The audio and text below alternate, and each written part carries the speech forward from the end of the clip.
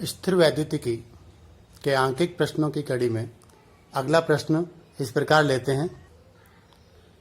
समान आवेश वाले दो धनायन परस्पर 3.7 गुणा 10⁻⁻9 न्यूटन बल से प्रतिकर्षित करते हैं, अर्थात कूलाम नियम द्वारा परिभाषित बल है। इन आवेशों के मध्य दूरी 5 एंगस्ट्रम है।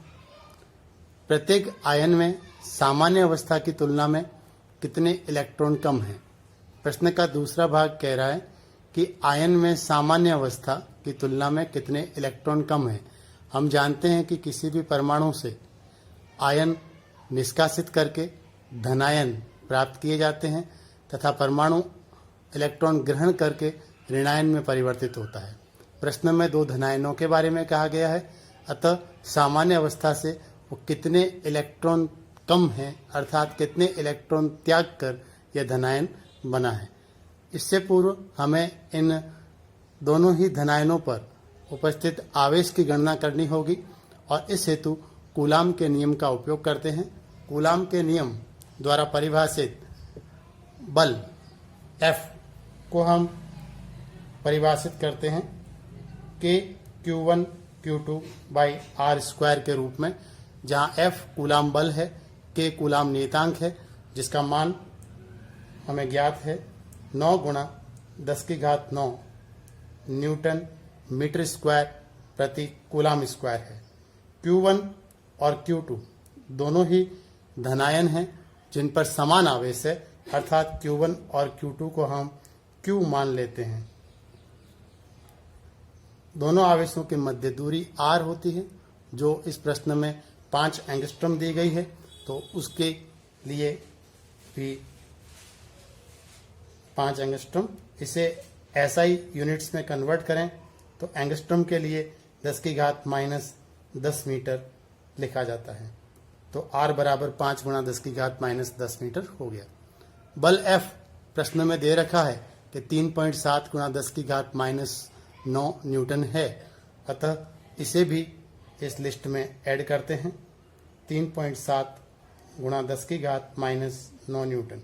यहाँ से सारे मानों को इस समीकरण में प्रयुक्त करते हैं तो F 3.7 गुणा 10⁻⁻9 न्यूटन बराबर K 9 गुणा 10⁻9। Q1 और Q2 दोनों ही Q है, अतः Q गुणा Q अर्थात Q स्क्वायर बटे R स्क्वायर अर्थात 5 गुणा 10⁻⁻10 मीटर का स्क्वायर हो गया। इसे हल करते हैं और Q स्क्वायर का मान पहले ज्ञात कर लेते हैं। वज्र गुणा द्वारा इसको इधर पहुंचाते हैं।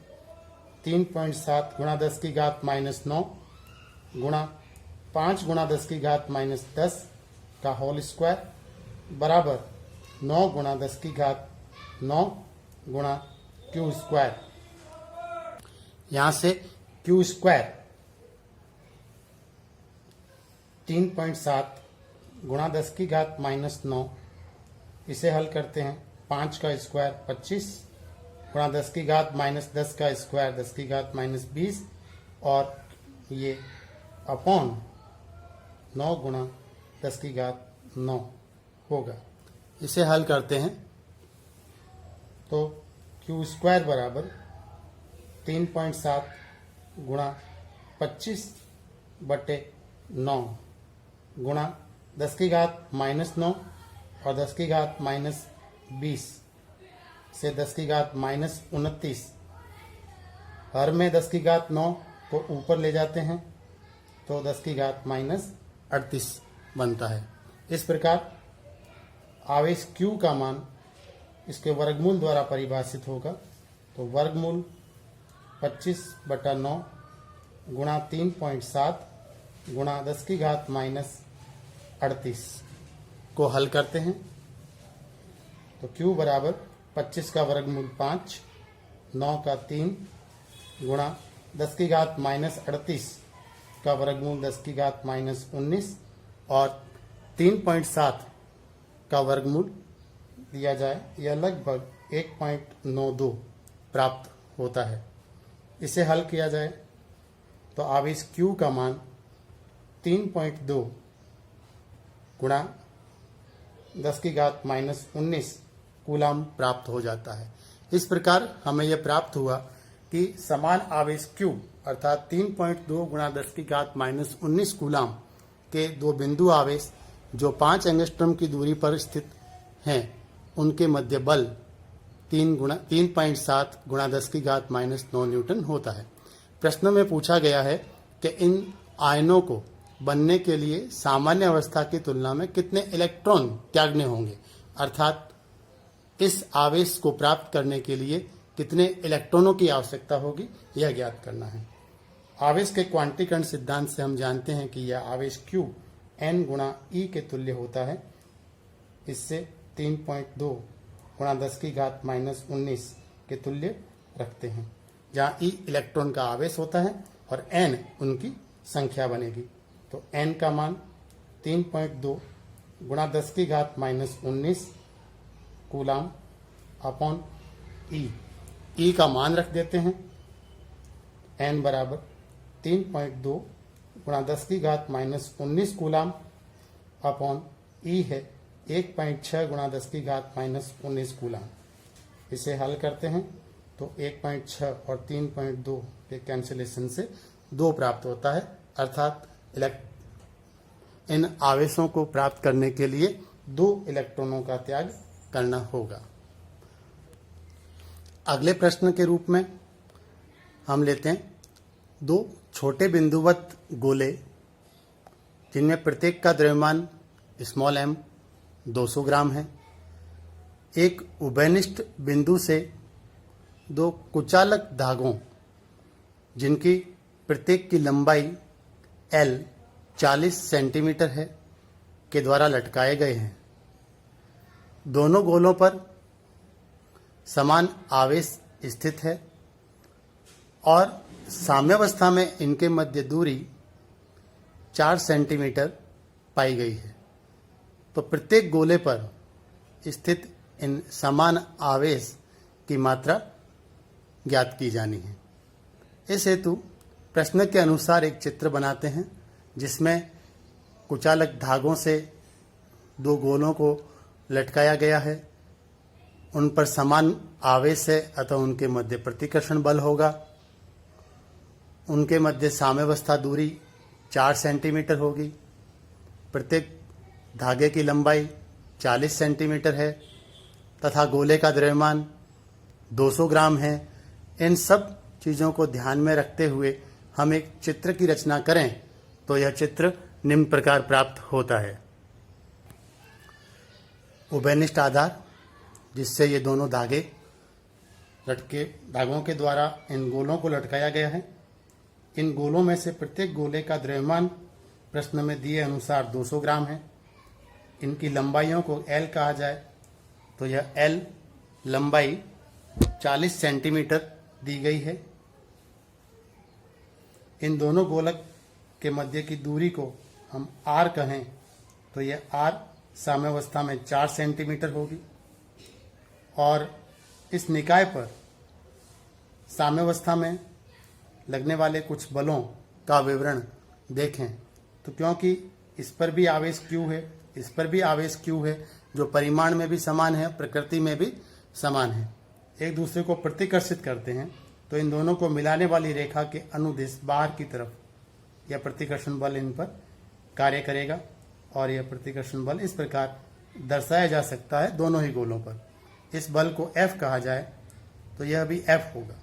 और निश्चित रूप से कूलाम के नियम द्वारा यह K Q1 Q2 by R square से Q गुणा Q बटे R स्क्वायर बनेगा, जिसे हम K Q स्क्वायर बाई R स्क्वायर लिख सकते हैं। धागे जो L लंबाई के हैं उनके साथ ये गोले M द्रव्यमान के लटके हुए हैं। इन गोलों के द्रव्यमान M के कारण गुरुत्वीय बल अर्थात गोलक का भार mg इस प्रकार नीचे की ओर कार्य करेगा। यह इस गोलक पर भी कार्य करेगा, तो यह बल भी mg होगा। इसके साथ ही एक अन्य बल जो इन कुचालक धागों में और निलंबन बिंदु की तरफ होगा, जो कि तनाव बल होगा। डोरी में तनाव को कैपिटल T से रिप्रेजेंट करें तो वह निलंबन बिंदु की ओर होगा। इस गोलक के लिए भी और इस गोलक के लिए भी यह इसी प्रकार प्राप्त होगा। इन को अगर हम घटकों में वियोजित करें सभी बलों को, तो हम देख रहे हैं कि किसी एक गोलक पर 3 प्रकार के बल है, F, mg और T। दूसरे गोलक पर भी F, mg और T। और क्योंकि दोनों ही गोले साम्यावस्था में स्थित है, अतः प्रत्येक गोले पर कार्य करने वाला कुल बल 0 होना चाहिए। इससे स्थिति को ज्ञात करने हेतु हम बलों को घटकों में वियोजित करते हैं। इस हेतु एक कार्तीय निर्देश तंत्र की कल्पना करते हैं जो कि गोलक की स्थिति पर हो। तो इस प्रकार ऊर्ध्वाधर अक्ष के रूप में y अक्ष को लिया जा सकता है, क्षैतिज अक्ष के रूप में हम x अक्ष को ले लें, और साम्यावस्था में धागों की स्थिति अगर इस प्रकार है और यह ऊर्ध्वाधर से कोण थीटा बना रहा है, तो दोनों तरफ यह कोण थीटा ही होगा, और इस कोण के थीटा होने से यह कोण भी थीटा ही बनेगा। तो तनाव T का y अक्ष की दिशा में आने वाला घटक T cos थीटा होगा, तथा x अक्ष की तरफ जो घटक इसका आएगा वो T sin थीटा होगा। बाकी mg बल y अक्ष की तरफ ही नीचे की ओर कार्यरत है, और कूलाम बल F x अक्ष के ऋणात्मक दिशा में कार्यरत है। अगर इस गोलक की साम्यावस्था को देखा जाए तो निश्चित रूप से यह बल T cos थीटा जो प्लस y अक्ष के अनुदिश था, वह गोलक के भार mg के द्वारा संतुलित हो जाता है, और हम इसे रिप्रेजेंट कर सकते हैं T cos थीटा बराबर mg के लिए, ताकि ये दोनों बल साम्यावस्था में हो और यह ऊर्ध्वाधर दिशा में साम्यावस्था को परिभाषित करता है। ऐसे ही अगर हम क्षैतिज साम्यावस्था की बात करें, क्षैतिज दिशा में साम्यावस्था को लें, तो उस स्थिति में बल T sin थीटा बल F के तुल्य होगा। तो हम इसे T sin थीटा बराबर कैपिटल F के रूप में लिख सकते हैं, जिसका परिणाम या परिमाण हमें समीकरण फर्स्ट के द्वारा प्राप्त हो चुका है। इन समीकरणों को A और B से व्यक्त करें तथा समीकरण B में समीकरण A का भाग दे देते हैं, तो गणना आसान होगी और हमें मान आवेश का ज्ञात करना है, वो आसानी से प्राप्त हो सकता है। बाएं पक्ष में बाएं पक्ष का भाग दिया जाए तो T sin theta upon T cos theta बनेगा, और दाएं पक्ष में F अपॉन mg होगा। F का मान समीकरण फर्स्ट में पड़ा है, इस मान को इसमें रख दें तो ये KQ square upon R square होगा अपॉन mg रहेगा। T से T कैंसिल हुआ, और इस प्रकार यह tan थीटा बराबर KQ square upon R square इसके साथ आ जाएगा, तो mr स्क्वायर g के रूप में इसे लिखा जा सकता है। हमें आवेश का मान ज्ञात करना था, तो इसी समीकरण से Q स्क्वायर का मान ज्ञात कर लेते हैं वज्र गुणा के द्वारा।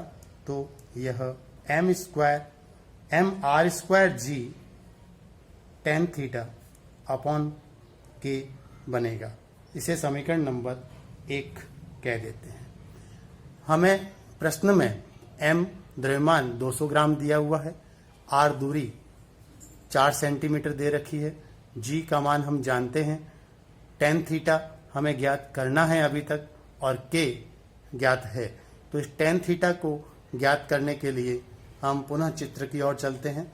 तो चित्र में देखा जाए तो इस कोण थीटा को इस समकोण त्रिभुज में देखा जाए तो थीटा के सामने वाली ये भुजा इस दूरी का आधा है, अर्थात यह दूरी r/2 है, और यह विकर्ण इसके l लंबाई के तुल्य है। तो लंब बटे विकर्ण से हम इसके साइन थीटा को परिभाषित कर सकते हैं।